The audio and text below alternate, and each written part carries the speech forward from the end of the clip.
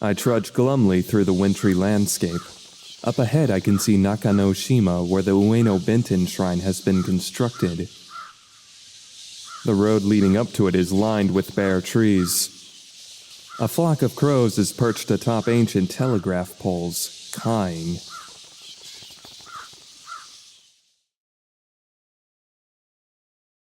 Ueno's Benten Shrine. The stony ground is covered with a light dusting of snow. All is quiet. The clamor from the crime scene doesn't reach this place. I scan my surroundings. Now, where could she be? Arashima-san had told me that Madame Ujaku was waiting for me here. I don't see her anywhere around the outskirts, so... Oh, there she is. I can see a trail of footprints from her wooden sandals leading up toward the shrine interior.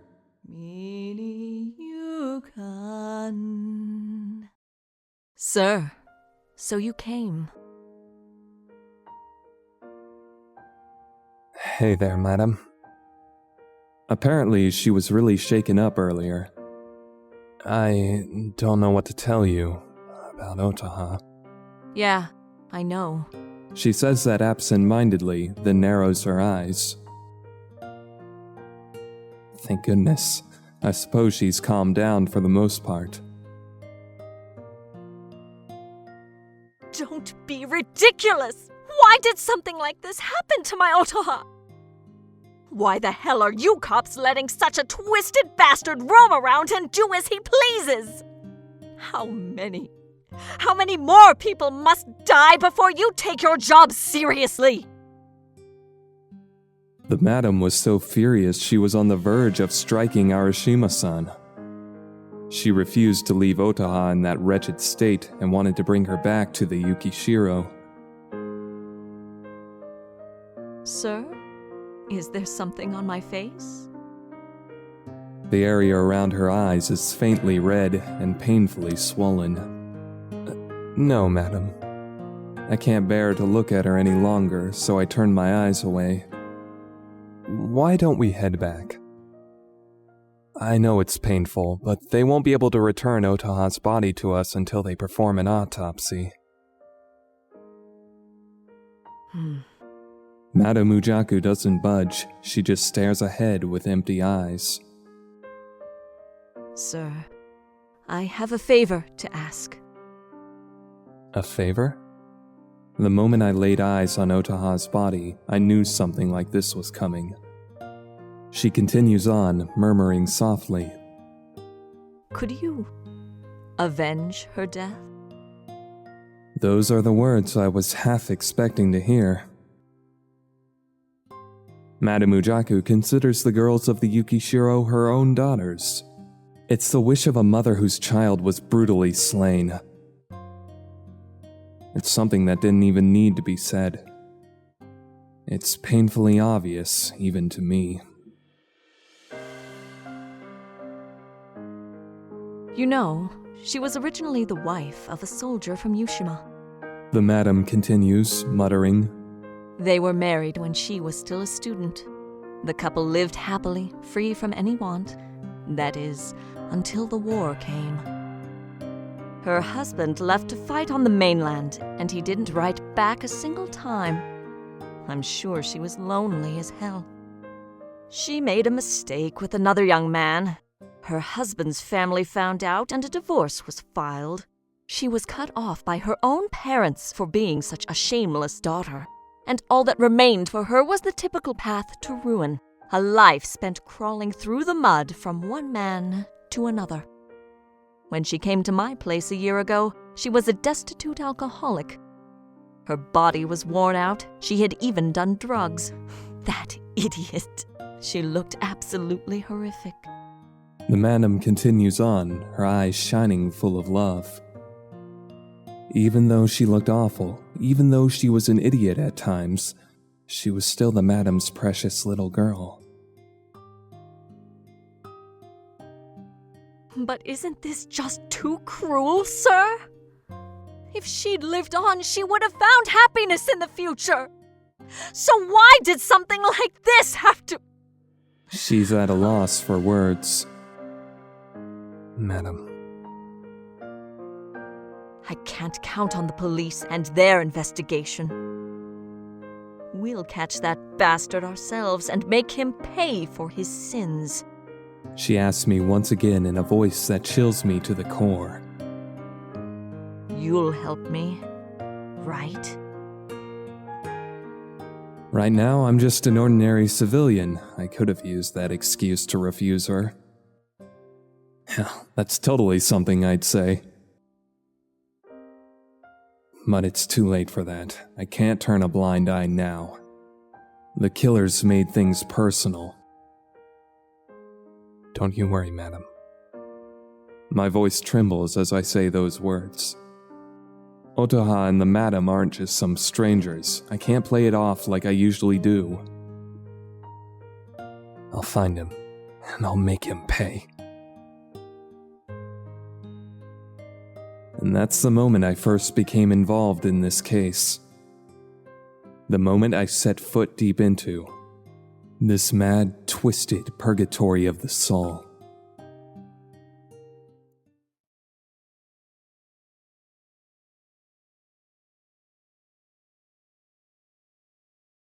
I escort Madame Ujaku back to the Yukishiro and return to my own room. It's already noon. Kazuna came by to get me earlier, but I told her what had happened and sent her home. I know it's unfair to her, but today I want to make progress on Otoha's case. Well, where should I begin? I flip through Nana's report and mull over my plan of action. I'd promised the madam that I'd find the killer, but there's a limit to what one man can do. The police have already finished investigating all the matters recorded in Nana's report. Despite all this, they still haven't managed to identify the killer. In this case, it would be fruitless for me to start the investigation over from scratch. In terms of basic investigative ability, I'm no match for the police, since they have tons of manpower on hand. What I need to do now is focus my attention on the trivial clues the police have overlooked. And in particular, the most recent victim, Otoha. Since I'm a resident of the Yukishiro, I may be able to find some small leads on Otoha that the police have missed.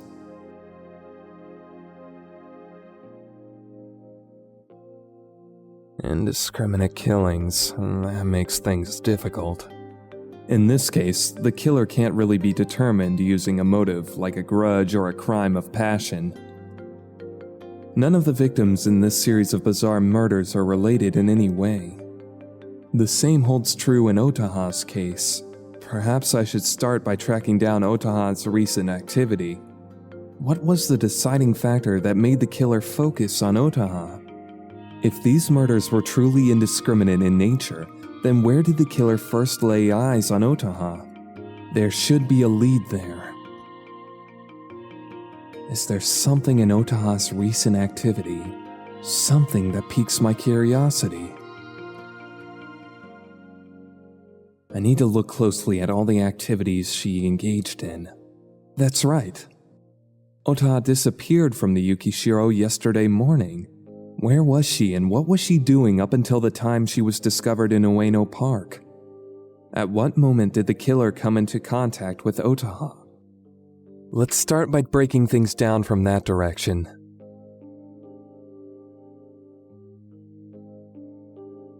Otoha had made a promise to go shopping with Rin on that day. However, she didn't return after leaving the Yukishiro in the morning. Hatsune, do you have a minute? There's something I'd like to ask you. Hatsune's running around making preparations for Otoha's wake. I catch her and ask her about Otoha's outing. I'm sorry. I have no idea. Nah, don't worry about it. Well, I suppose that's another dead end. Hatsune and Otoha were never on the best of terms. It's a stretch to think that Otoha would actually tell her where she was headed. Thanks, Hatsune. Sorry for interfering with your work. Anyhow, you be careful too. Make sure you're never outside by yourself after dark. Okay, Shugo-sama. Hatsune has a strained look on her face as I turn away and return to my investigation.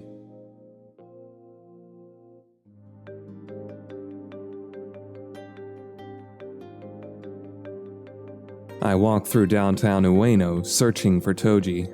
I left the Yukishiro in search of Otoha's trail, and getting my hands on police data would be the fastest way to accomplish that objective.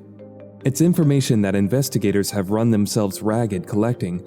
I'd like to be able to use it at any cost. Besides, I'm also interested in that girl they hauled away as a witness. But there's no way they'd permit a civilian like myself to look over data like that. That's where Toji comes in. If you take the police to be the guardians of normal society, then the Hand of Death functions as the executors of the underworld. However, their goals, functions, members, and way they operate, both organizations resemble each other in all aspects. The only difference between them is the people backing them, a country versus individuals.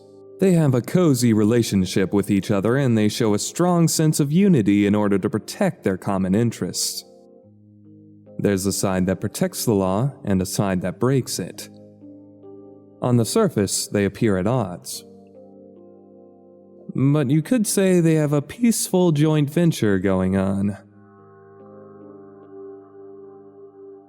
That relationship, however, is definitely not what you would call lawful. That's just how things are in this crazy world I live in. The world in which I met Toji.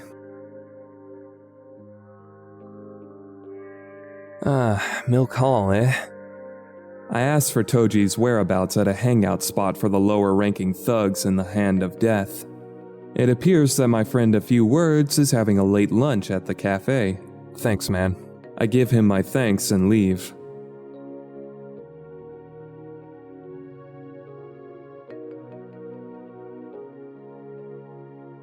The investigation data from this morning's murder? Yeah, and in particular, I want to know what Otoha did yesterday. Toji is slightly taken aback at how serious I look. Sheesh. Add this to the matter from the other day. You just keep making trouble for me. Please, Toji. She averts her eyes and sighs. Getting the information in itself won't be hard. However, you'll have to wait 2 or 3 days. Okay, I owe you one. In any case, I really need clues that will allow me to make progress in my investigation. This should do for now. So, this morning's corpse was a girl from the Yukishiro?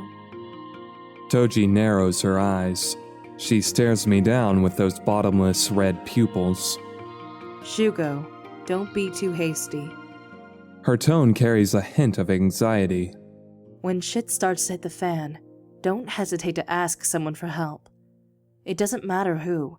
It could be me or Ujaku. I force myself to chuckle. Toji, you're being all overprotective again. Look, I know. That's why I'm here asking you for help right now, right? Toji has nothing to say in response. Instead, she just turns to me with a look of concern.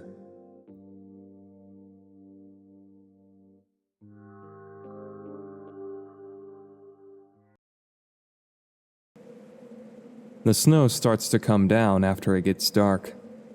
The weather's been kinda strange lately. I mutter to myself, looking up at the overcast sky. I didn't bring an umbrella with me, but it's not really snowing that hard. I'll live. But the wind and cold really are kind of annoying. I trudge back to the Yukishiro amidst the flurries of powdery snow falling from the sky.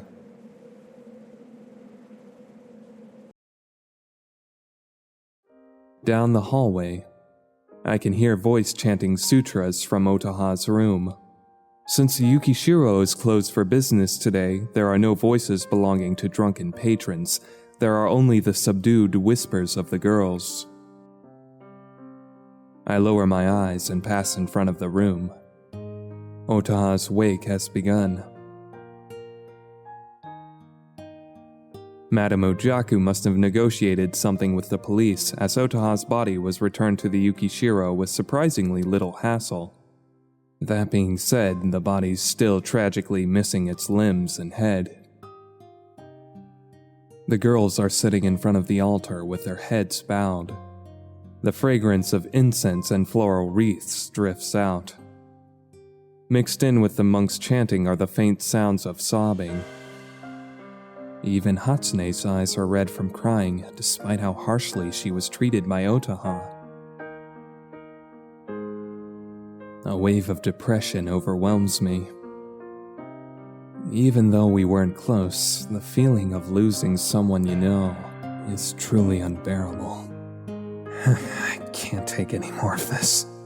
I avert my eyes from the scene. Might as well head back to my room. I'll drink myself to sleep and forget about it all. I suddenly notice something as I turn to leave. Rin? I don't see Rin.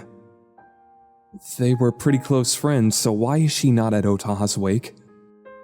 I desperately try to suppress the feeling of panic clawing its way into my mind.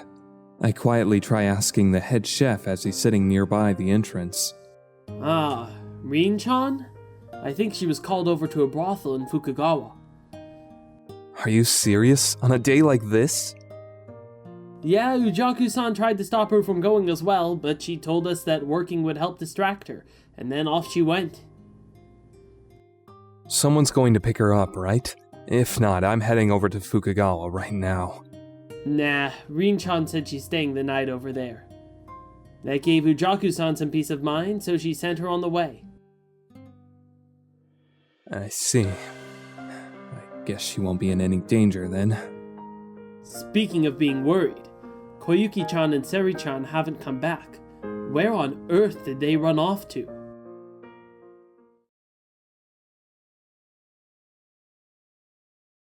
I've returned to my room. I take a swig from a bottle of sake I brought in from the kitchen and flop onto my futon. I mull over today's events in my head. First, there was Otoha's grotesque corpse. Then we had the dark-eyed girl who appeared at the crime scene. And last but not least was Madame Ujaku's request to track down the killer. I let out a deep sigh. The killer is a psychopath who cuts off the limbs of his prey, gouges out their organs, then consumes their flesh.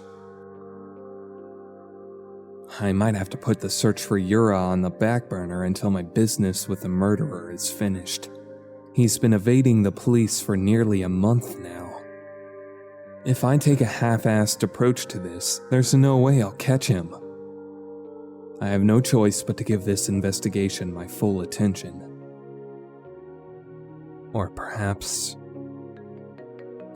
I should continue the search for Yura concurrently? What will I be doing starting tomorrow? I need to do both. That's right. Yura's case is definitely a race against time. Putting off the search for Yura would be a cruel thing to do to Kazuna. Besides, something bothers me about Yura's disappearance. Well, it just means my workload's increased a bit. Fortunately for me, both cases are centered in the Ueno area. It should be possible to investigate both simultaneously. My eyelids gradually grow heavier, drowsiness consumes me, and I drift off into a light slumber.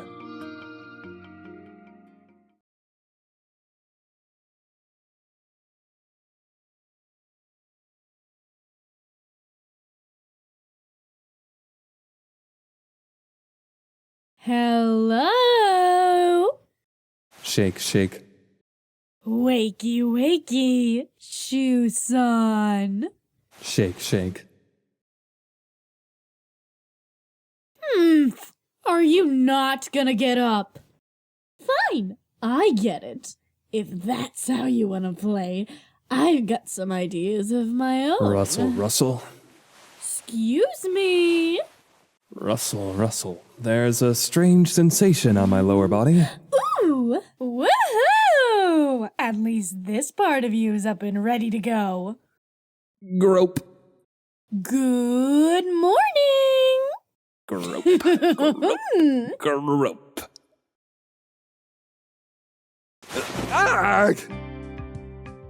I leap up and out of my futon. Damn it, what are you saying good morning to? I can see her ass sticking out of my futon. What the hell is she, an ostrich? It was pretty magnificent if I do say so myself. The ass voices its admiration to me. Her head is still under the futon, incidentally. Are you stupid? Thwack! I give the ass a slap. No! It braces itself for more. Are its defensive instincts at work? Cut it out, Reen. Hurry up and get out of there. Okay! After some more rustling, Reen pokes her face out from under the futon. Good morning, Shu-san! I sigh after catching a glimpse of her innocent face. Sure, morning. She has dark circles under her eyes and her eyelids are swollen from crying. And what's more, Reen, are you drunk? There's the cloying odor of alcohol emanating from her body.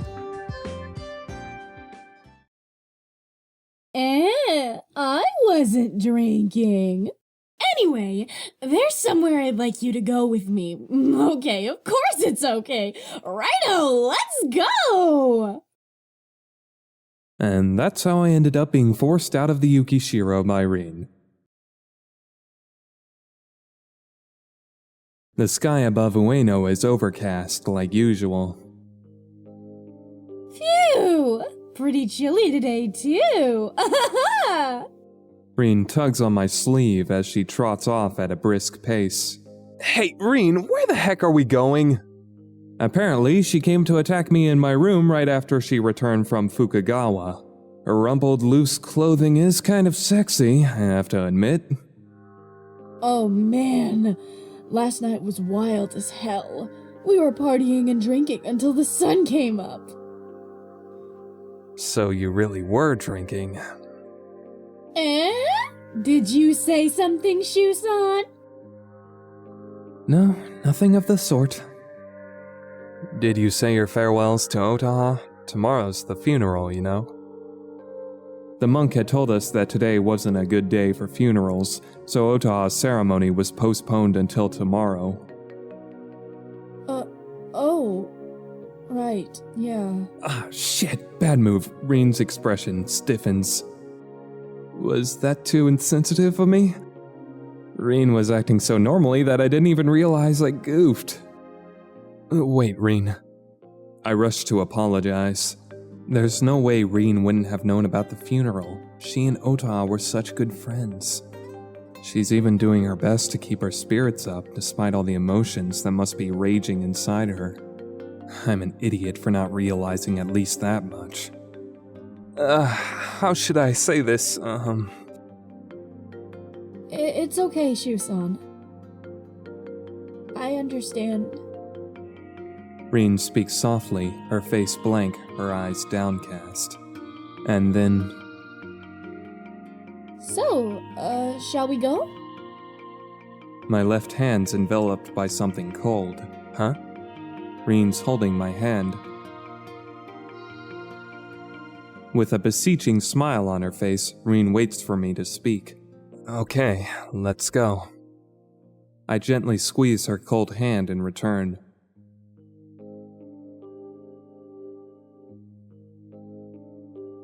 Ueno Park. There's not a soul in sight because of how early it is. I realize that we're silently heading toward the spot where Otoha was found. Reen tells me that she wants to look over that place before she goes to see Otoha's remains. I take a look upwards, the cloudy skies the color of ink. A crisp winter breeze makes the branches of the trees sway overhead. We trudge onward through the snow, holding hands in silence.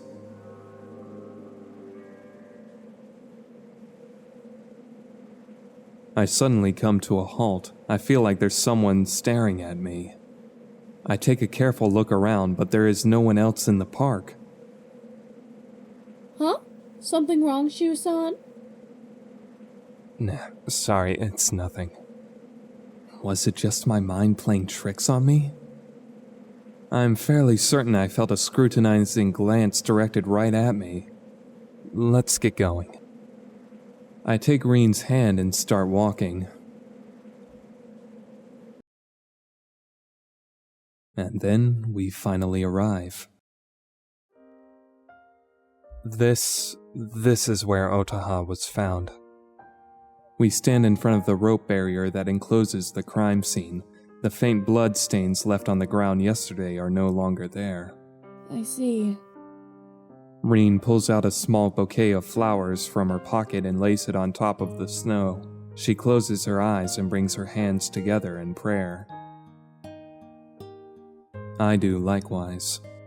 As we offer up our silent prayers, the snow gently begins to fall.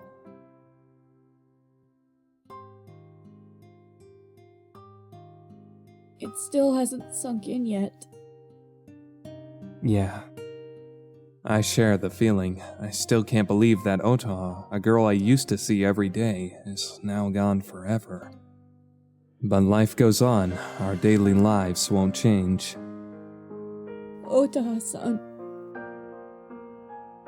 We won't ever be able to see her again.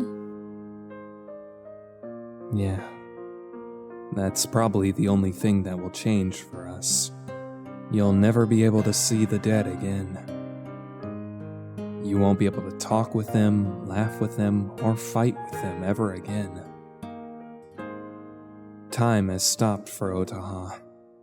All our fond memories of her will gradually fade away into nothingness.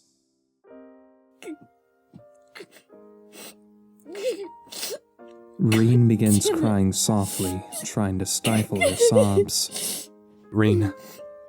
I wrap my arms around her shoulders and gently pull her close. Shu-san! Why did he have to kill Otoha-san? She never did anything wrong! It's too cruel! Reen continues weeping into my chest. Why did he have to kill her?